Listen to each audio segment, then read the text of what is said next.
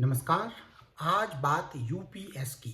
UPS यानी United pension scheme, जिसे नरेंद्र मोदी सरकार ने अ, मंजूरी दी है और 1 अप्रैल 2025 से लागू करने का ऐलान किया है। इस स्कीम को न्यूनतम पेंशन की गारंटी बताया जा रहा है, क्योंकि इसमें 50% पेंशन की गारंटी दी गई है।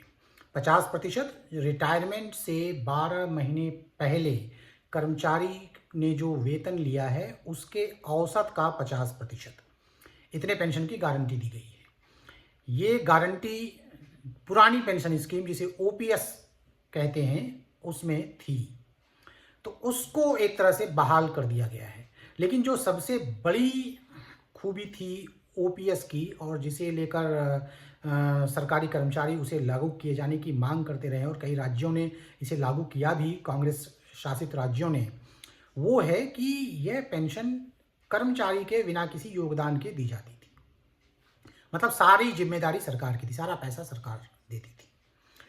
अभी जो यूपीएस आया है, इसमें ऐसा नहीं होगा।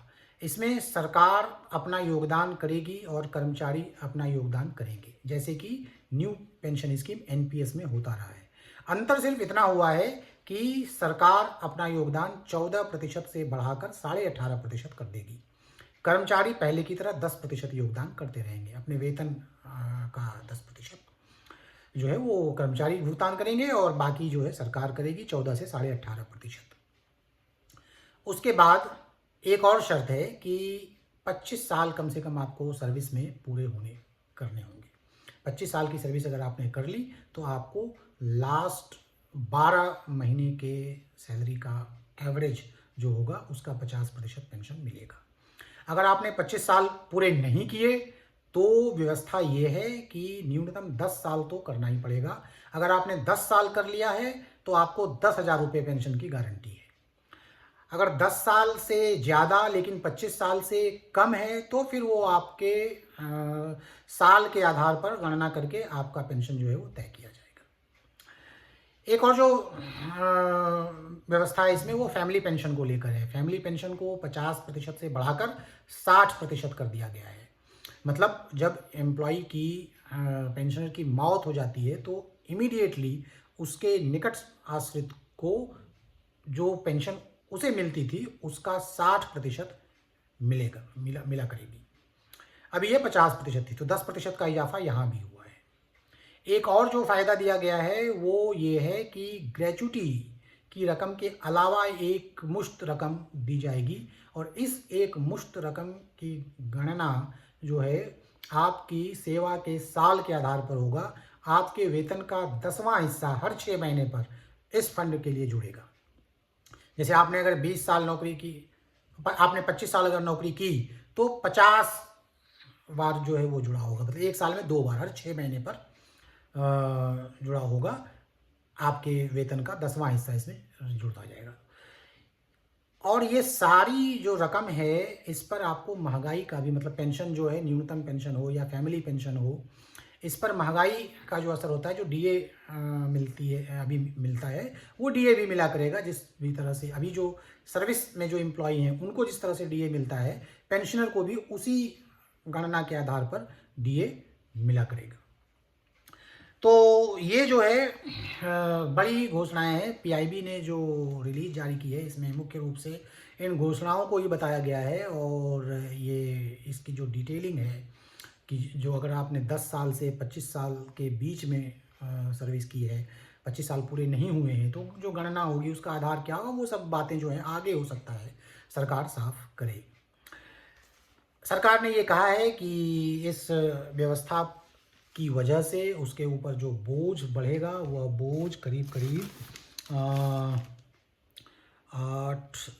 6,250 करोड़ रुपए, 6,250 करोड़ रुपये पहले साल में उसे देना पड़ेगा, जो उसने अपना कंट्रीब्यूशन 4.5% का बढ़ाया है उसके एवज में। और करीब करीब 800 करोड़ रुपए जो है उनको एरियर के रूप में भी देने पड़ेंगे। ये जो नई व्यवस्था है, ये नई व्यवस्था एनपीएस का फ़ायदा उठा रहे लोगों के लिए भी ओपन है और पेंशनर के लिए भी ओपन है। 2004 के बाद जो रिटायर हुए हैं उनको भी इसका फ़ायदा मिल सकता है, अगर वो ऑप्ट करेंगे और उसकी गणना जो है उनको कितना फ़ायदा मिलेगा वो उसकी गणना उस आधार पर की जाएगी कि अब तक उन्होंने अपने पेंशन फंड से कितना पैसा ले लिया है। इस गणना का भी जो ब्यौरा है, हिसाब किताब किस तरह से होगा, वो भी अभी सरकार जो है वो तय करके बताएगी। तो ये तो बात हुई व्यवस्था से जुड़ी हुई।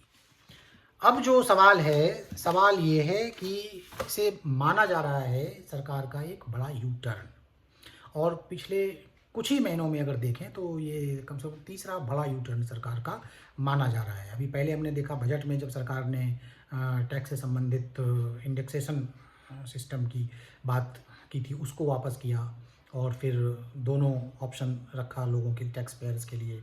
फिर अभी हाल में जो लैटरल एंट्री को लेकर सरकार को यू टर्न लेना पड़ा, और अब इसे भी एक तरह से यू टर्न माना जा रहा है, क्योंकि सरकार का अब तक जो है ये रुख रहा था कि पेंशन का बोझ सरकार पर बहुत ज़्यादा है और सरकार वह बोझ नहीं उठा सकती है। इस लिहाज से देखा जाए तो ये यू टर्न है, पूरी तरह यू टर्न नहीं है। दूसरा जो एक फैक्टर है कि सरकार को इससे अपने राजनीतिक विरोधियों को काउंटर करने का भी एक हथियार मिल गया है, क्योंकि दो मुख्य मुद्दों पर सरकार जो है अपने विपक्षियों के निशाने पर रहती थी। ओपीएस को लेकर, ओल्ड पेंशन स्कीम को लेकर, कि वहाँ पर 50% पेंशन की गारंटी थी। न्यू पेंशन स्कीम में कोई गारंटी नहीं है। आप जो कंट्रीब्यूशन करते हैं उसकी तो गारंटी है कि आपको वेतन का 10% और सरकार को 14% देना है, लेकिन पेंशन आपका क्या बनेगा, वह बाजार में पेंशन फंड का प्रदर्शन जो है उससे लिंक्ड था। दूसरा जो विरोध होता था वो इस बात को लेकर कि सरकार अपनी तरफ से पैसा देती थी, एम्प्लॉय से नहीं लेती थी। कुछ करीब 4-5 राज्यों में जो कांग्रेस शासित सरकारें हैं वहाँ पर ओल्ड पेंशन स्कीम लागू करने का ऐलान भी हो गया है। तो इस तरह से सरकार को, बीजेपी को एक ये काउंटर करने का भी मौका मिलेगा। लेकिन जो बड़ा सवाल है सामाजिक सुरक्षा का। पेंशन का भी उद्देश्य यही है, सामाजिक सुरक्षा का। प्रधानमंत्री नरेंद्र मोदी ने कहा भी कि इस कदम का जो उद्देश्य है वो है, जो जिन्होंने सरकार की सेवा की उनके सम्मान को बनाए रखना, उनकी डिग्निटी को बनाए रखना और उन्हें सामाजिक सुरक्षा प्रदान करना। लेकिन सवाल ये है कि इस तरह से सामाजिक सुरक्षा हम कितने लोगों को दे सकते हैं? सरकारी नौकरियों में कितने लोग हैं? और लगातार सरकार जो है सरकारी नौकरियों की संख्या घटा रही है। सरकार अपने काम जो है वो आउटसोर्स करा रही है, ठेके पर लोग रख के करवा रही है। तो सरकारी नौकरियों में लोग हैं कितने? अभी अगर 2021 का आंकड़ा है, सरकार का आंकड़ा है, 31.15 लाख लोग जो है सरकारी नौकरियों में थे। ये सिविलियन थे, आर्मी इसमें शामिल नहीं है। आर्मी का अगर 10-12 लाख आर्मी का इसमें ऐड कर दें तो भी वही 45 लाख आप ज़्यादा से ज़्यादा मान लें, इतने लोग थे। और रेलवे, होम अफेयर्स और डिफेंस, ये 3 ऐसे मंत्रालय थे जहाँ पर कि करीब 80-85 लोग यहीं पर एम्प्लॉयड थे। रेलवे में 40%, होम अफेयर्स में 31% और डिफेंस रक्षा मंत्रालय में 12%। तो इस दौरान अगर हम एक बेरोजगारी का आंकड़ा लें तो CMIE का डाटा है कि 2008 में बेरोजगारी दर 5.41% थी और जून 2024 में यह 9.2%, 2 गुने से थोड़ा कम। सरकार का वेतन भत्तों पर खर्च इन सालों में बढ़ा है निश्चित रूप से। 11-12 में 95,291.27 करोड़ सरकार का वेतन भत्तों पर खर्च हुआ करता था। 20-21 में यह रकम 2,37,055.09 करोड़। तो मोटा मोटा अगर समझें तो 1 लाख करोड़ से 2,37,000 करोड़ पर पहुंच गया। कर्मचारियों की संख्या अगर घट भी रही है तो भी वेतन भत्तों का खर्च बढ़ रहा है, और यही वजह है कि सरकार लगातार सरकारी भर्तियों पर ध्यान कम दे रही है। जो हमने आपको 2021 का आंकड़ा दिया, उस समय भी जो हमने बताया आपको 31.15 लाख लोग सरकारी नौकरी में थे, उस समय सैंक्शनड पोस्ट जो थी 41.11 लाख, मतलब करीब 10 लाख सरकारी पद उस समय खाली थे, और यह स्थिति आज भी है।